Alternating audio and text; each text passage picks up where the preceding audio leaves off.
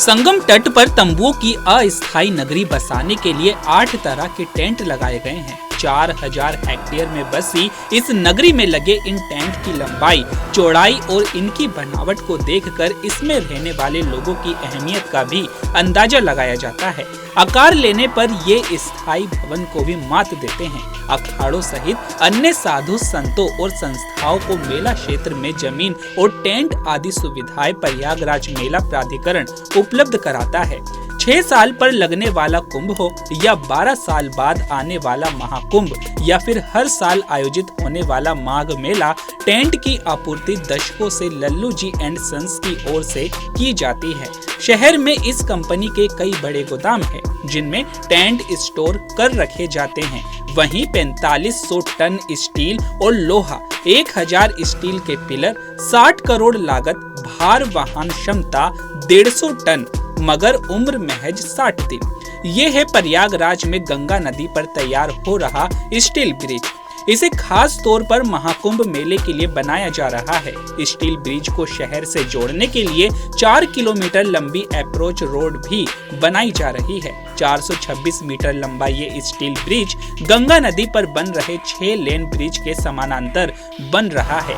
इस steel bridge को कुंभ मेले के खत्म होते ही समाप्त कर दिया जाएगा। ऐसे में सवाल खड़ा होता है कि प्रयागराज में जब फाफा माऊ में गंगा नदी पर एक पुल पहले से मौजूद है, दूसरे का निर्माण जारी है, तो इस स्टील ब्रिज को बनाने की जरूरत क्यों पड़ी?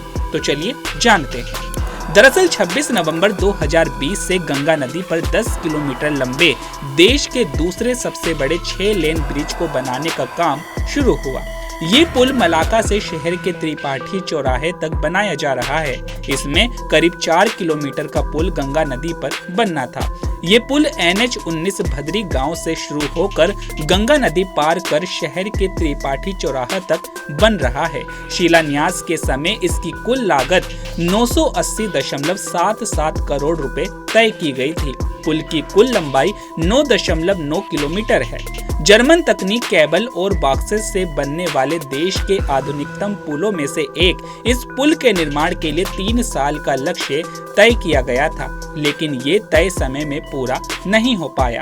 बताया जा रहा है कि महाकुंभ 2025 के लिए यह पुल बहुत जरूरी था। वजह थी गंगा नदी पर बने 50 साल पुराने पुल का जर्जर होना। दूसरा ये कि एक रास्ते से करोड़ों श्रद्धालुओं का संगम तक पहुंचना भी आसान नहीं है। इस पुल को फरवरी 2024 में बनकर तैयार हो जाना चाहिए था, लेकिन जब ये पता चला कि कुंभ मेले तक ये पुल बनकर तैयार नहीं हो पाएगा, तो विकल्प के तौर पर इस स्टील ब्रिज को बनाने की योजना तैयार की गई। फिलहाल स्टील के ब्रिज के निर्माण का काम अंतिम चरण में है। 1 हफ्ते के अंदर पुल चालू हो जाएगा। हाल ही में मुख्यमंत्री योगी आदित्यनाथ ने इस पुल का निरीक्षण कर इसे जल्द शुरू करने के निर्देश दिए हैं। तो अभी के लिए केवल इतना ही। ऐसे ही तमाम खबरों के लिए बने रहिए punjabkesari.com पर। नमस्कार।